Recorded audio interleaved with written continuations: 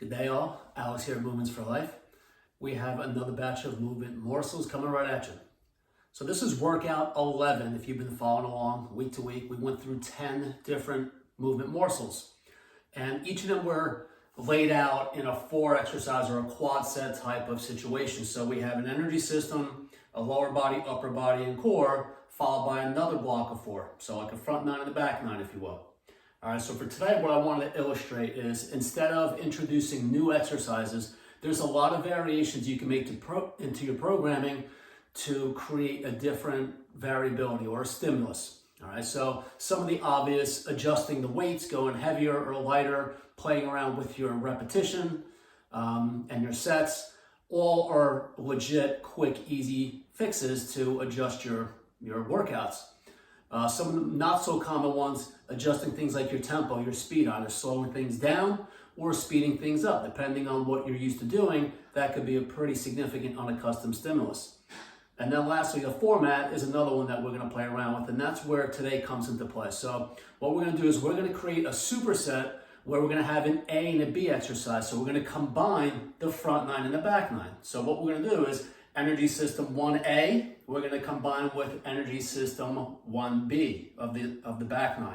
And we're going to go all the way through that way. So what's going to happen is you're still going to have a systemic response because you're going to do it with minimal rest in between exercises.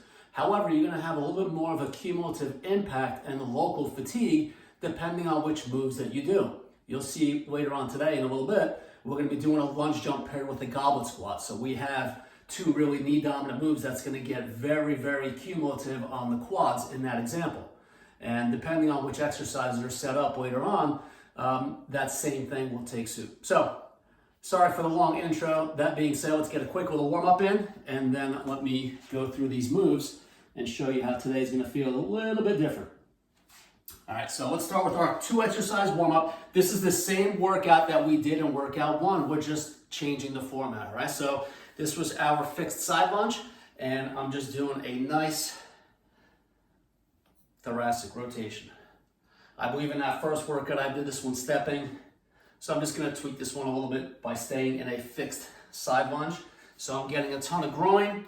Notice how my right hip is higher than my left here. So I'm getting some not really effective hip loading here.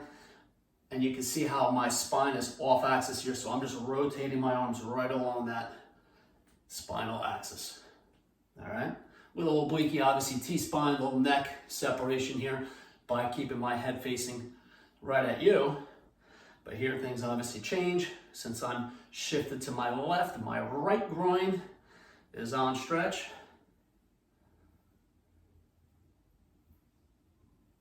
All right, go for 10.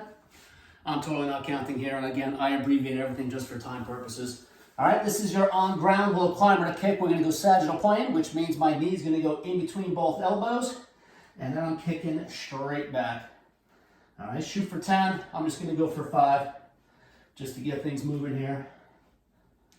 All right, so a lot of core as I'm going obviously into that climber, and then as I kick back, I'm getting a super effective stretch on my right hamstring. Looks a lot like a single leg downward dog. All right, again, shoot for 10.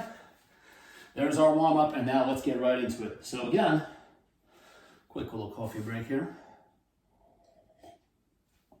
We are going superset style, so we're combining front 9 and back 9. So energy system of the first block with energy system of the second block. And you'll see this in the description listed as energy system 1A and energy system 1B.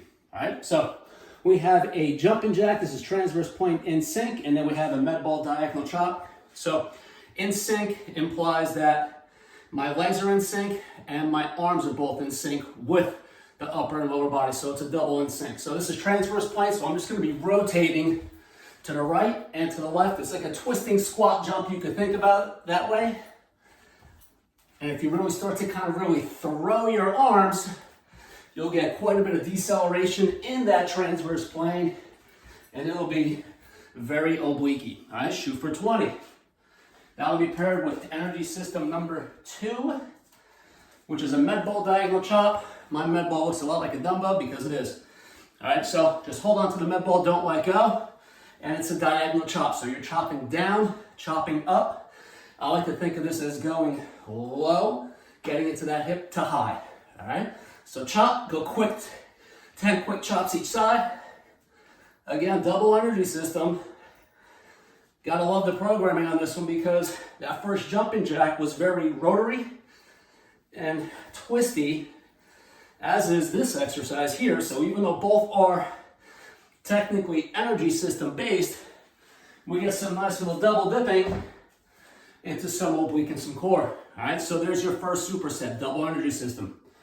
Our next pairing is a lunge jump. So 1A is 2A, second exercise. 2A, lunge jump to a hold, and a kettlebell goblet squat. All right, so lunge jump to hold, I'm gonna have my right leg in front. Don't have to focus on a ton of height. This is really all about the deceleration. Of course, if you wanna hit your head on the ceiling, go for it. But this is all about the absorption. The lunge jump to hold. That hold is clear at the bottom so that we're gonna really emphasize that stability element. Go through 10 each side. Again, I'm just abbreviating it on my end. These are roasters. All right. 2B exercise. This is your goblet squat. So kettlebell or dumbbell, if you don't have access to a kettlebell, keep it nice and tight. Elbows come in to connect to your abdominal wall. And this is your goblet squat. All right, so nice down and back into the hips as you come out of it. Finish with a nice hip tuck. So butt goes down and back as I stand up tall vertical, getting a nice posterior tilt. Activating glute to help create a nice stretch, gentle stretch I should say, in the front of the hip. There's your goblet squat. All right, moving on to upper body. This is 3A. We have a band step with a push.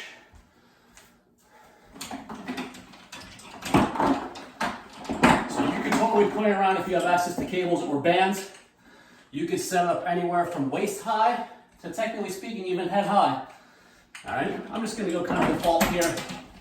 Shoulder height, give or take. Doesn't have to be perfect. You play around with that angle of resistance and it'll just vary your push just a little bit. All right, so this is a step with a push. So I'm really stepping forward. I'm trying to keep my back heel down. I'm shoving that hip forward, so I'm getting a nice gentle stretch in that front hip, connecting to abdominal wall. And there's my bilateral press. I like doing this in an alternating pattern. Just create some nice neural input and feedback. You could do this in a non-alternating setup as well, where you're just going to keep slamming one hip, that front hip that is, that I mentioned earlier.